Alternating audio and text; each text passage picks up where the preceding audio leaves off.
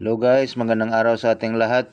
So nakikita nyo guys kung paano tayo mag-roaming ng SIM card natin guys sa Pilipinas pa lang guys.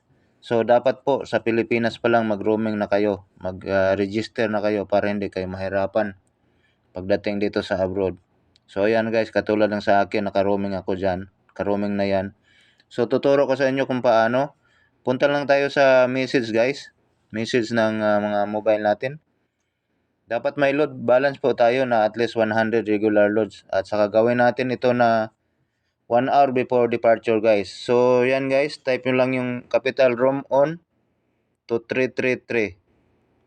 Yan, capital lahat yan, tapos tatlong 3. Send nyo yan guys kung anong SIM card yung gamit, yung dapat nyo i-register. Send nyo yan, piliin nyo yung SIM card. Tapos send nyo. So after nyan guys, pag dating-dating nyo sa kung saang bansa kayo darating guys, so punta lang kayong settings guys. Kailangan kayong i-on para kapag roaming kayo, ma-automatic roaming yan guys.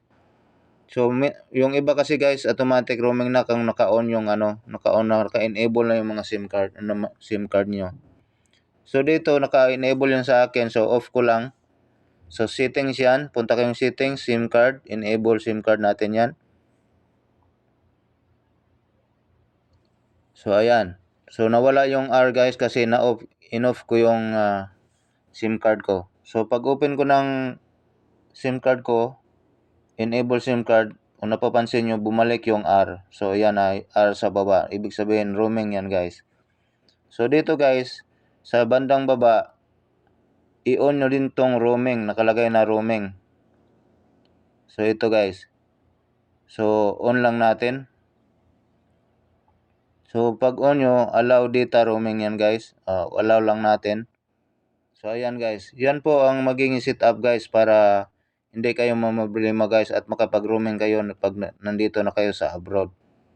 So maraming salamat guys at God bless sa ating lahat. Sana may natutunan kayo sa tutorial natin ngayon. So latest update po natin ngayon ito. Maraming salamat at please subscribe, like and share po sa video natin. Maraming salamat at God bless.